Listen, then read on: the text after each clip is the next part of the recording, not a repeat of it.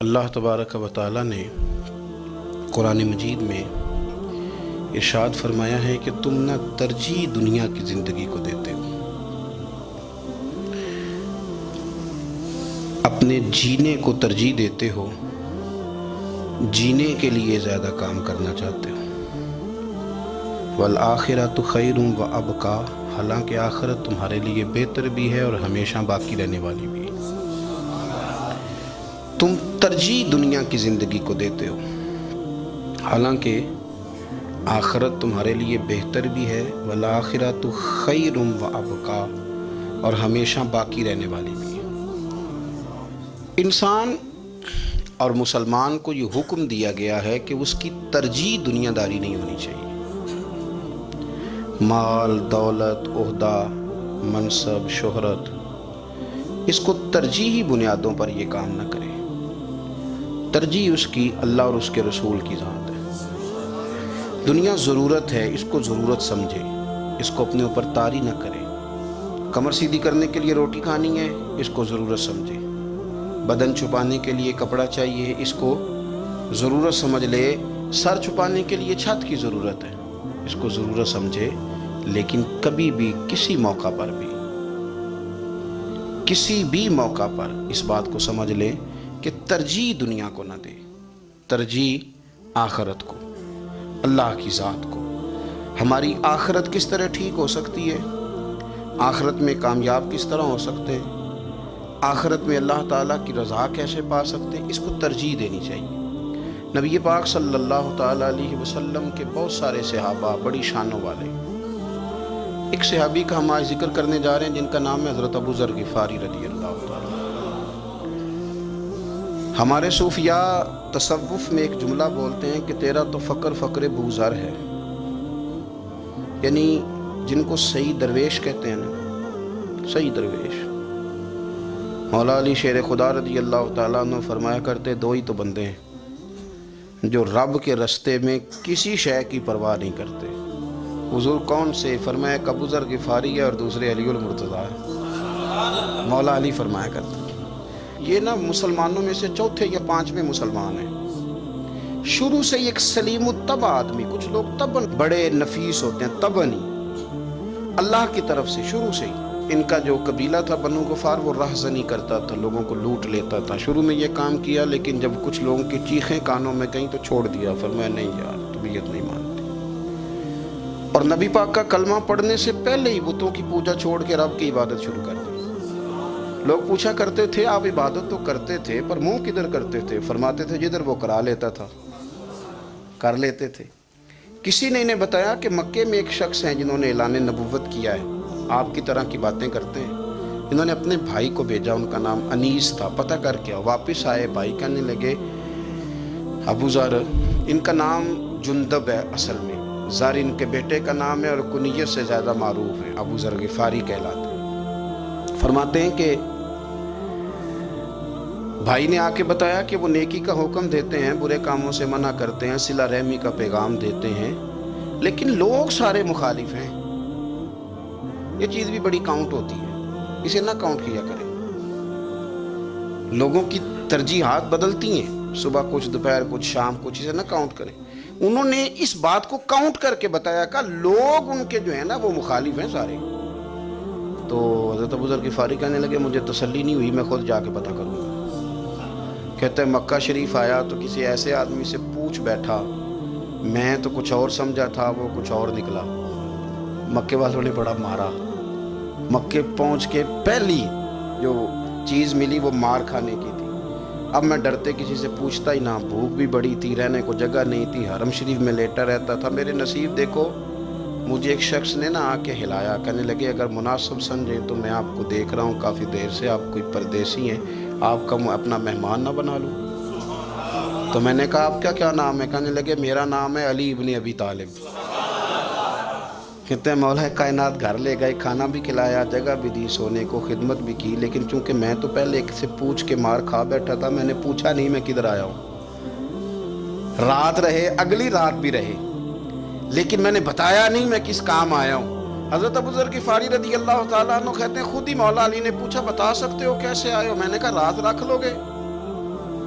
فرمایا بڑا کشادہ سینہ دیا رب نے مجھے. تو بات تو کر کہنے لگے یار میں تو محمد مصطفیٰ کی زیارت کرنے آیا صلی اللہ تعالی علیہ وسلم. یہ بے نیاز لوگوں میں سے ہیں حضرت سیدنا ابو ذر غفاری. میں حضور کی زیارت کے لیے. حضرت علی کہنے لگے سویرے لے چلوں گا. انسان بزدل نہیں ہوتا, ہر انسان بزدل نہیں ہوتا, اور بلا وجہ ٹکراؤ کی پالیسی بنا لینا یہ بھی سیانے لوگوں کا کام نہیں. حکمت کے تقاضوں کے مطابق چلنا یہ بھی دلیر لوگوں کا ہی کام ہوتا ہے. حضرت مولا علی کہنے لگے صبح لے کے چلوں گا پر حالات ٹھیک نہیں. شرارتی لوگ ہر جگہ ہوتے ہیں. اگر کوئی شرارتیوں کا ٹولہ ملا نا جو کھڑا ہوگا جاسوسی کرنے کے لیے کہ حضور کی طرف کون کون جا رہا ہے, تو میں نیچے جھکوں گا جوتے کا تسمہ ٹھیک کرنے کے لیے. لیکن آپ نے نہیں کھڑے ہونا, آپ نے چلتے رہنا ہے تاکہ کسی کو شک نہ ہو. کہتے ہیں اس ترتیب سے حضرت علی مجھے لے کے گئے. میں حضور کی بارگاہ میں پہنچا. مولا علی کہتے ہیں بڑے بڑے لوگ سوال کرتے تھے پر یہ شروع سے سلیم متبع تھے. مجھے کہہ لینے دینا, جنہوں نے ماننا ہوتا ہے وہ لمبے سوال کرتے ہی نہیں. مان جو لیا تو لمبے سوالوں کی ضرورت ہی کوئی نہیں. کہتے ہیں لوگ بڑے بڑے سوال کرتے تھے پر ابو ذر نے 2-3 باتیں ہی پوچھیں اور آگے جا کے کہنے لگے حضور ہاتھ بڑھائیں مجھے کلمہ پڑھائیں. نبی پاک صلی اللہ علیہ وسلم نے کلمہ پڑھایا. فرمایا باہر جا کے نا ابھی ذکر کرنا کہ تم مسلمان ہو گیا, یہ ماریں گے. عرض کی حضور انہیں مارنے دے, میں آیا بھی مار کھانے, انہیں مارنے دے نا. پڑا فلک کو کبھی دل جلوں سے کام نہیں. داغ دلوی نے کہا تھا پڑا فلک کو کبھی دل جلوں سے کام نہیں, اور جلا کے راکھ نہ کر دوں تو داغ نام نہیں. ماری تو کھانے آئے ہیں, مارنے دے, کرنے دے زور جتنا لگانا ہے لگانے دے. باہر جا کے اعلان کیا. مکے والوں نے مارا, اتنا مارا کہ بے ہوش ہو گئے. پھر کسی نے بتایا کہ تم نے گزرنا بھی ہے ان کے علاقے سے, بنو غفار سے. پھر ان کا پتہ بھی ہے یہ لوگ بڑے سخت ہیں. پھر چھوڑا. تبن بڑے جلالی تھے, زاہد مزاج تھے.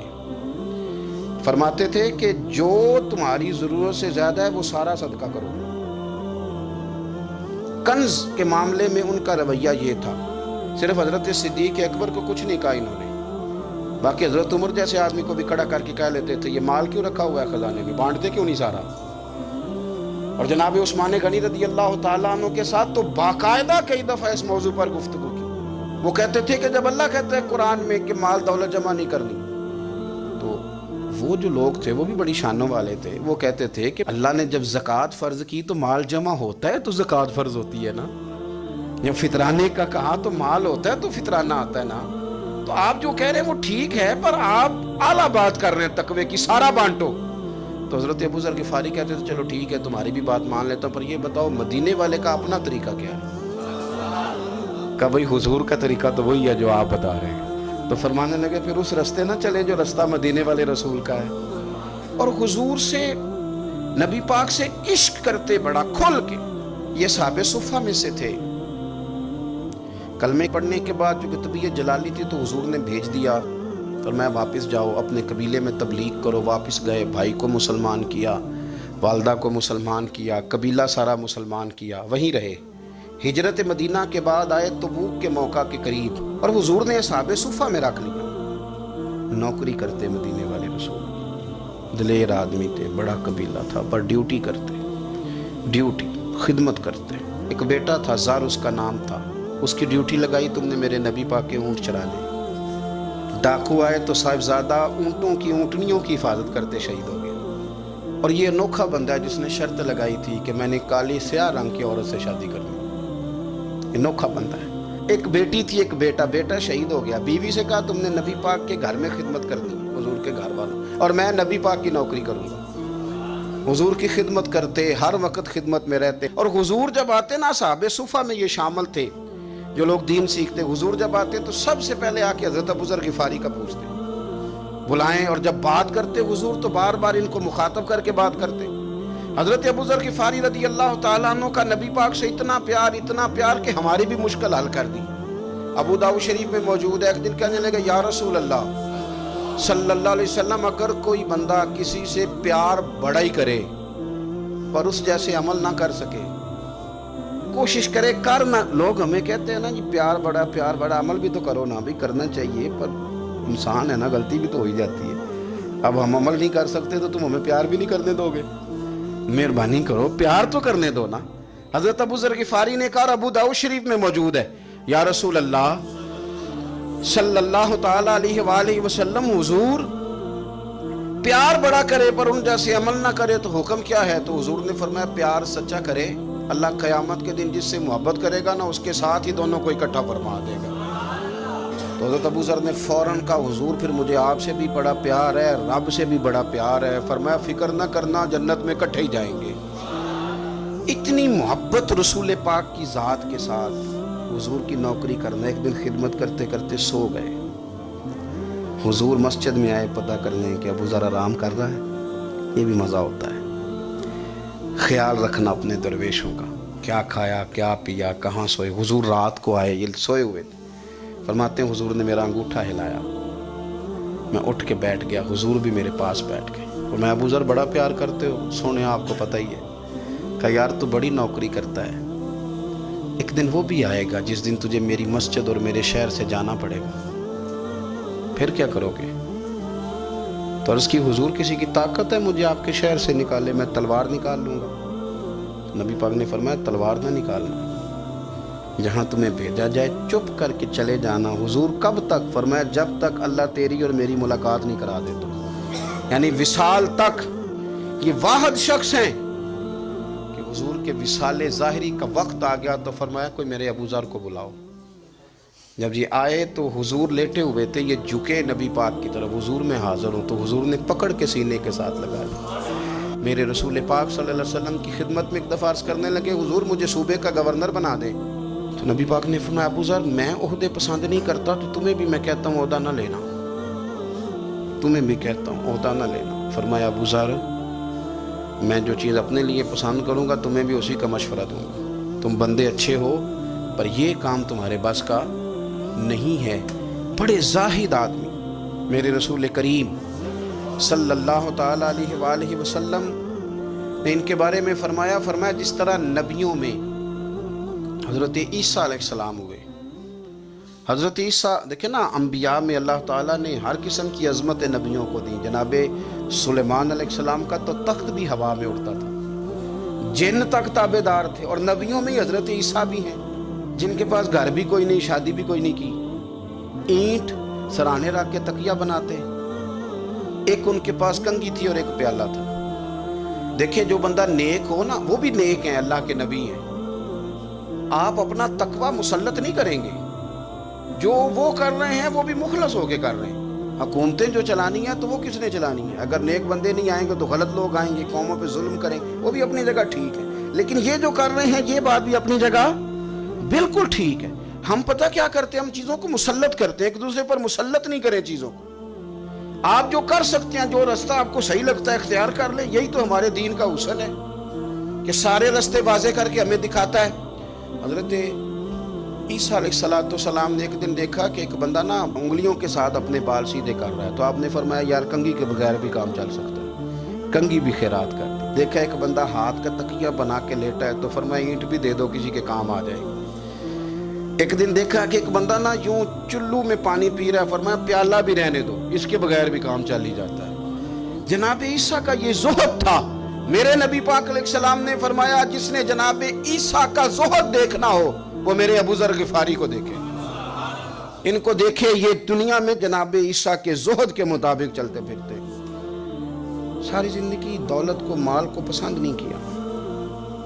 جہاں رہتے تھے ایک گورنر صاحب نے 300 دینار تحفے میں بھیجے، تو ایک ہوتا ہے نا بندہ کہتا نہیں نہیں ضرورت نہیں، اور حضور سید عالم صلی اللہ علیہ وسلم نے حضرت عمر سے فرمایا تھا جو خود بخود آ جائے وہ قبول کر لو اللہ کی طرف سے، لیکن ان کا رنگ فقیری والا تھا اور تھوڑا انوکھا تھا۔ 300 دینار آئے تو فرمانے لگے اسے جا کے کہو تمہیں کوئی اور بندہ نہیں ملا دھوکہ دینے کے لیے، میرے گھر ہی مال بھیج دیا ہے۔ فرمانے لگے میرے پاس گدھا ہے سواری کرنے کے لیے، میرے پاس بکریاں ہیں دودھ پینے کے لیے، میرے پاس ایک چادر اضافی ہے سامان میں سے، میں تو ڈرتا ہوں کہ رب کہیں اس چادر کے بارے میں سوال نہ پوچھ لے، اور تم ہو کہ میرے پاس یہ لے کے آئے ہو۔ حضرت عثمان غنی کے پاس جا کے کہا کرتے کتنا لوگوں کے پاس پیسہ آ گیا ہے، ہر بندے کے گھر میں مال ہے، یہ کیا ہو رہا ہے، لوگوں سے کہیں خرچ کریں غریبوں پہ۔ عثمان غنی فرمانے لگے تمہیں تو خوش ہونا چاہیے کہ میرے دور میں لوگ خوشحال ہو گئے۔ آپ فرمانے لگے نہیں، وہ والا رنگ زیادہ بہتر ہے جو مدینے والے نے اختیار فرمایا، کیونکہ کچا رنگ للاری والا چڑھدا تے لیندا رہندا عشق تیرے دا رنگ محمد، جدوں چڑھ جائے پھر نہیں لیندا۔ آپ کی طبیعت کے اندر دولت سے بیزاری، حضرت ابو درداء، حضرت ابو موسیٰ اشعری، حضرت ابو ہریرہ رضی اللہ تعالیٰ عنہ، یہ سمجھ لیں ان کے کلاس فیلو تھے، ان کے ساتھ پڑھا تھا انہوں نے۔ حضرت ابو ذر غفاری ان پر بھی جلال کرتے ہیں۔ آپ یقین کریں کہ طبیعت نا ایسے کیف میں آ گئی ان کو پڑھ کے۔ ان کو پڑھا جب کچھ دنوں سے تو کچھ انوکھا، یہ انوکھی وضع ہے، سارے زمانے سے نرالے ہیں۔ یہ بندے کون سی بستی کے یا رب رہنے والے ہیں؟ یہ کس طرح کے لوگ ہیں؟ کیا سوچ ہے؟ حضرت ابو درداء رضی اللہ تعالیٰ عنہ کے گھر کے قریب سے گزرے تو حضرت ابو درداء مکان بنا رہے تھے۔ کیا جملہ کہا، تڑپ گئی روح۔ فرمانے لگے ابو درداء تجھ سے مجھے یہ امید نہیں تھی یار۔ فرمایا کیا ہوا؟ فرمانے لگے اب تیرا مکان بنانے کے لیے بھی اللہ کے بندوں کی پشتوں پر اینٹیں رکھی جائیں گی۔ تیرا مکان بنانے کے لیے رب کے بندوں کی پشتوں پر اینٹیں تیرے لیے؟ حضرت ابو درداء نے گردن جھکا لی۔ فرمایا یار جہاں تو ہے نا تو بالکل ہی ٹھیک کہتا ہے۔ کیوں؟ میرے نبی پاک صلی اللہ علیہ وسلم نے فرمایا اس زمین کے اوپر اور آسمان کے نیچے ابو ذر غفاری سے سچا بندہ کوئی نہیں، ان سے زیادہ سچا کوئی۔ فرمایا تو ٹھیک کہتا ہے یار، صحیح کہتا ہے۔ حضرت ابو موسیٰ اشعری رضی اللہ تعالیٰ عنہ کو گورنر بنا دیا گیا عراق کا۔ اب حضرت ابو موسیٰ اشعری صحابہ میں ایک بڑے جلیل القدر صحابی ہیں، اور ان کی عظمتیں، رفتیں، بلندیاں کیا کہنا، بڑی گہری دوستی تھی۔ لیکن جب وہ گورنر بن گئے نا تو آپ نے فرمایا بس بھئی اب تو نے عہدہ لے لیا ہے، یہ بندے کو ٹھیک نہیں رہنے دیتی چیزیں، اب تو عہدے میں چلا گیا۔ بڑی مدت کے بعد ملاقات ہوئی حضرت ابو موسیٰ اشعری کے ساتھ۔ وہ دوڑ کے آئے حضرت ابو ذر غفاری کے گلے ملنے، میرا بھائی میرا بھائی۔ فرمایا پیچھے ہٹ جا، میں نہیں تیرا بھائی، تو گورنر ہے، میں غریب آدمی ہوں، اپنا کام کر۔ پھر دوڑ کے آئے، فرمایا ابو ذر تو میرا بھائی ہے یار، اکٹھے پڑھتے تھے حضور۔ فرمایا نہیں جا تو نہیں میرا بھائی۔ پھر آئے، جانتے تھے نا یہ سچا بندہ ہے، یہ سچا بندہ ہے، یہ تقریروں والا نہیں، صرف وعظوں والا نہیں، اس کے اندر بھی بڑی سچائی ہے۔ قریب آئے، آ کے کہا یار تو میرا بھائی ہے، میرے سینے لاگ۔ فرمانے لگے تو تیسری بار آیا ہے، مومن ہے، میں منہ نہیں موڑ سکتا، پر پہلے مجھے بتا گورنر بننے کے بعد تو نے مکان کتنے بنائے، باغ کتنے لگائے، چکیاں کتنی لگائی، کتنے تو نے چیزیں بنائی ہیں، پہلے بتا۔ تو حضرت ابو موسیٰ اشعری نے ان کا ہاتھ پکڑا، رونے لگے، کہنے لگے جس محبوب سے تو نے تربیت لی ہے میں بھی انہی کا نوکر ہوں، جن کپڑوں میں میں عراق گیا تھا میرے ہاتھ بھی وہی ہیں یار، کیا بات کرتا ہے تو، میرے وہی ہیں۔ مجھے بتا اگر یہ عہدے خدمت کے ہم نہیں لیں گے تو پھر کیا ظالموں کو دیں گے، غیروں کو دیں گے؟ نہ کر، کچھ نہیں بنایا۔ حضرت سیدنا ابو موسیٰ اشعری رضی اللہ تعالیٰ عنہ روئے، اور جب کہا نا کوئی شے نہیں میرے پاس، تو فرمایا اچھا چل آ جا، پھر سینے لگ جا، تو واقعی میرا بھائی ہے۔ پھر حضرت ابو ذر غفاری نے محبت فرمائی، وہ درویشی، وہ فقیری، وہ سادگی، وہ نورانیت، وہ دل کے ساتھ اندر۔ ہمارے تو بہت سارے لوگ ہیں جو کہتے ہو کہاں لے جانا ہے مال، کیا ضرورت ہے مال کی، ہر وقت مال کی مخالفت کرتے ہیں، لیکن دل ان کا کہتا ہے کہ آئے صحیح کسی طریقے سے، پہنچے صحیح۔ حضور نے فرمایا بعض لوگوں کی زبانیں شہد سے زیادہ میٹھی، دل بھیڑیے سے زیادہ خطرناک، اوپر سے کہہ کچھ رہے ہیں اندر حالات کچھ اور ہیں۔ لیکن حضرت ابو ذر غفاری رضی اللہ تعالیٰ عنہ دوری دولت سے، آپ فرماتے کیوں ہیں لوگوں کے پاس مال، کس لیے اتنا مال جمع کیا ہے؟ کیا ساری غریبی ختم ہو گئی ہے، غربت مٹ گئی ہے ساری؟ کیوں لوگ مال بناتے ہیں؟ ایک اور آپ کی کلاس فیلو تھے جو بصرے کے گورنر بنے، عبداللہ بن عامر رضی اللہ تعالیٰ۔ ایک صاحب سے ملاقات ہوئی، جناب نافع تائی ان کا نام تھا، تو حضرت ابو ذر غفاری سے وہ بڑے شوق سے ملنے آئے، حضور کے صحابی سمجھ کر کے۔ فرمایا کہاں کے رہنے والے ہو؟ کہا میں تو بصرے کا رہنے والا ہوں۔ فرمایا وہاں میرے ایک کلاس فیلو ہیں عبداللہ بن عامر، کہا وہ تو آج کل گورنر ہیں۔ فرمایا میرا ایک پیغام دے دو گے اس کو جا کے؟ کہا حضور دے دوں گا۔ فرمایا اس سے جا کے کہنا تو گورنر بن کے بھی زندہ ہی ہے، اور میں پانی کا پیالہ پیتا ہوں، کھجور کھاتا ہوں، اور رب کی عبادت کرتا ہوں، میں بھی تو زندہ ہی ہوں نا، تو بھی زندہ ہی ہے، اس سے آگے کچھ نہیں ہے۔ اور میں کھجور کھاتا ہوں، پانی کا پیالہ پیتا ہوں، میں بھی تو زندہ ہوں نا۔ اللہ اکبر۔ نافع تائی کہتے ہیں اس پیغام کی سمجھ نہیں آئی، لیکن میں لے کے گیا۔ عبداللہ بن عامر سے میری ملاقات ہوئی تو میں نے کہا جی ایک پیغام دینا ہے، تو انہوں نے کوئی توجہ نہیں کی۔ جب میں نے بتایا نا کہ حضرت ابو ذر غفاری کا پیغام ہے تو ان دونوں آنکھیں کھول دی، کہنے لگے جلدی بتاؤ انہوں نے کیا کہا ہے۔ فقر اور درویشی کے رستے پہ چلنے والوں کے امام سیدنا ابو ذر غفاری نے کیا کہا ہے؟ تو کہتے ہیں مجھے پاس بٹھا لیا، شفقت فرمائی، کہنے لگے اب بتاؤ انہوں نے کیا کہا ہے؟ تو عرض کرنے لگے انہوں نے کہا ہے کہ تو گورنر ہے، تو بھی زندہ ہے، اور میں کھجور کھاتا ہوں، پانی پیتا ہوں، رب کو یاد کرتا ہوں، میں بھی تو زندہ ہی ہوں نا۔ کہنے لگے ایک دفعہ پھر کہا انہوں نے کہا تھا کہ میں کھجور کھاتا ہوں، پانی پیتا ہوں، عبادت کرتا ہوں، میں بھی تو زندہ، کہا ایک دفعہ پھر کہتے ہیں تیسری دفعہ کہا تو وہ اتنا روئے کہ انہوں نے چادر میں منہ چھپا لیا۔ کہنے لگے یار وہ ٹھیک ہی کہتا ہے، وہ صحیح کہتا ہے، اتنا مال، اتنے عہدے، اتنی چیزیں، اتنا کچھ جمع کر کے رکھا ہے، ان کا حساب دینا، ان چیزوں کی اللہ کے حضور کیا عذر پیش کریں گے، کس طرح رب کی بارگاہ میں بتائیں گے، کیا وجہ تھی، کن چکروں میں ہم نے زندگی گزار دی۔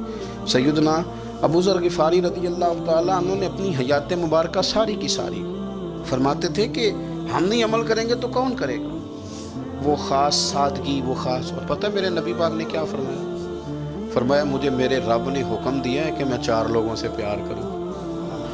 اللہ اکبر، کاش کبھی آپ اس حدیث کے جملوں کو سمجھیں۔ او یار اللہ نے حکم دیا ہے، محبوب پیار کرے، حضور کس سے؟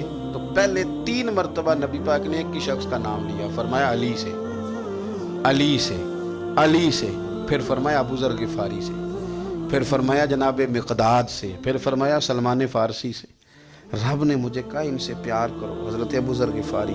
تبوک کے موقع پر نا اونٹ پہ بیٹھے تھے، پیچھے رہ گئے، اونٹ پر بیٹھے تھے تو پیچھے رہ گئے، اونٹ سست تھا، تھک گیا، چل نہیں رہا تھا۔ حضرت ابو ذر غفاری رضی اللہ تعالیٰ عنہ پہلے تو اسے لے گئے ایک گاؤں میں کہ اونٹ بیمار ہو گیا، اس کا علاج کرایا، لیکن جب وہ ٹھیک نہ ہو سکا نا تو اونٹ وہیں چھوڑ دیا۔ حضور صلی اللہ علیہ وسلم کے پیچھے ضرور پہنچنا ہے میدان تبوک میں، تو جو سامان تھا وہ سارا پشت پہ رکھا اور اکیلے ہی چل دیے، تنے تنہا اور پیدل۔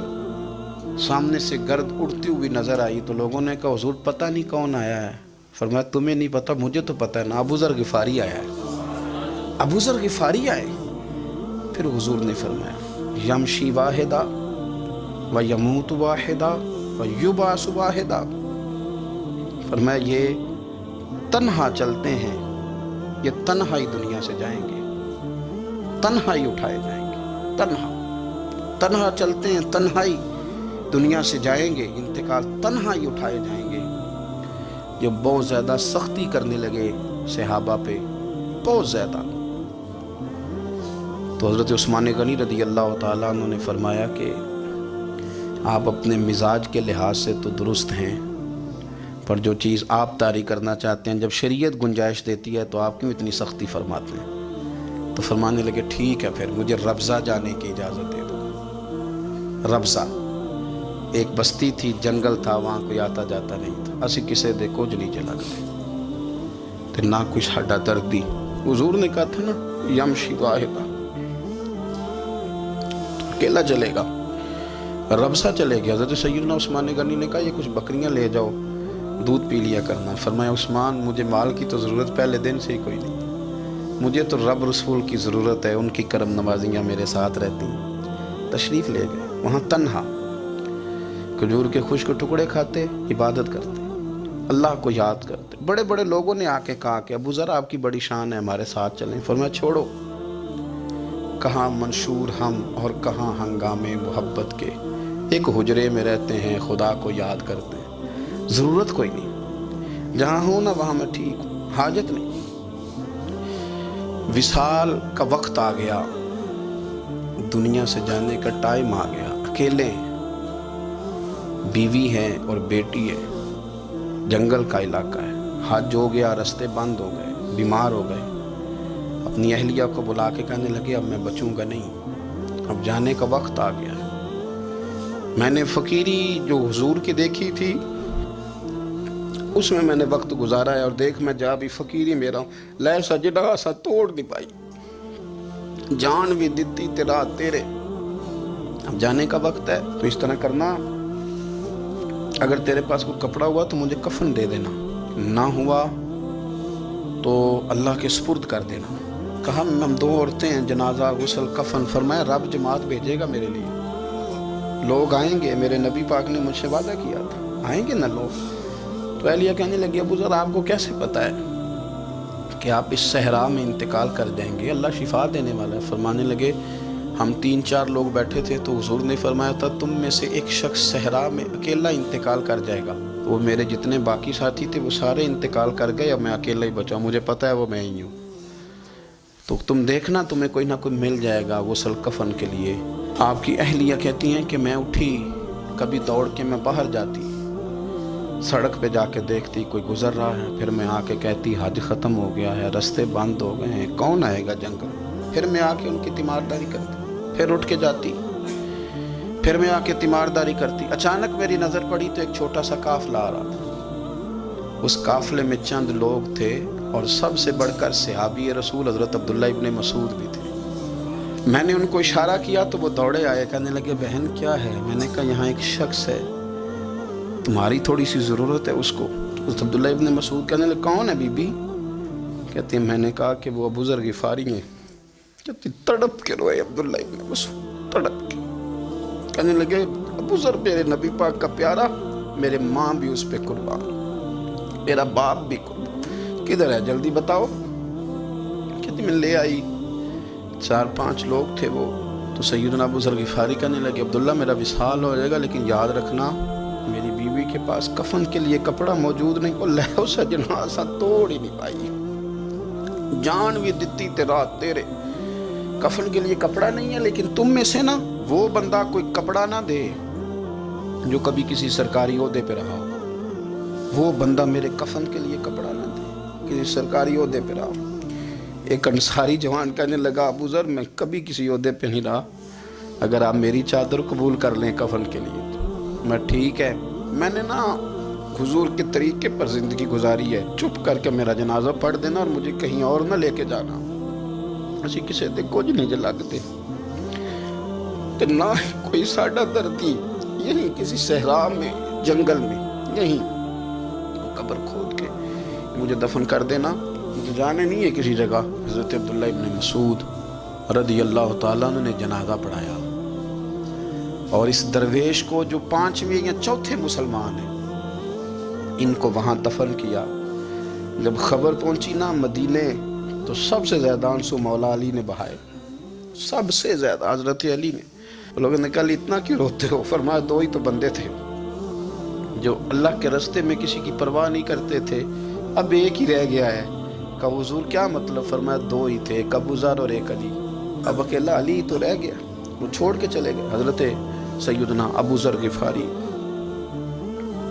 رضی اللہ تعالیٰ عنہ اس عظیم شخص کا نام ہے، سردار قبیلے سے تعلق تھا، بڑے بہادر تھے، پر حضور کو فقیری میں دیکھا تو پھر زندگی اسی فقیری میں گزار دی، اسی فقیری میں، اسی طریقے میں وفا کر کے نا اسی رنگ میں گزار دی، انہی نقشوں پہ رہے۔ اگرچہ جائز تھا، بڑے بڑے لوگ تھے، بڑے بڑے لوگ تھے، حضرت عبد الرحمن ابن عوف، بڑا مال تھا، حضور نے ان کو جنتی کہا، ان کے پیچھے نماز پڑھی، سب ٹھیک تھا، پر فرماتے تھے یار میں انکار نہیں کرتا، پر میرے نبی نے فقیری کی، حضور نے ایک وقت کھایا، ایک وقت بھوک کاٹی، تم کس طرح بھر بھر کے پیٹ کھاتے ہو، تم کس طرح اتنی آسانیاں دیکھتے ہو۔ حضرت ابو ذر غفاری فرماتے تھے مجھے میرے نبی پاک نے 6 باتوں کی وصیت کی تھی، اپنے بچوں کو بھی بتاتے تھے، دوستوں کو بھی، 6 باتوں کی حضور نے وصیت کی تھی۔ سب سے پہلے حضور نے فرمایا تھا ابو ذر مسکینوں سے محبت کرتے رہنا۔ دوسرا نبی پاک صلی اللہ علیہ وسلم نے فرمایا تھا جب بھی دیکھنا نیچے والوں کو دیکھنا، اوپر والوں کو نہ دیکھنا، مالداروں جاگیرداروں پہ توجہ نہ کرنا، ذہن خراب ہوگا، نیچے دیکھنا، غریبوں کی طرف توجہ رکھنا۔ تیسرے نمبر پر نبی پاک صلی اللہ علیہ وسلم نے فرمایا تھا ہر حال میں حق بات کہنا، اگرچہ وہ کڑوی ہو۔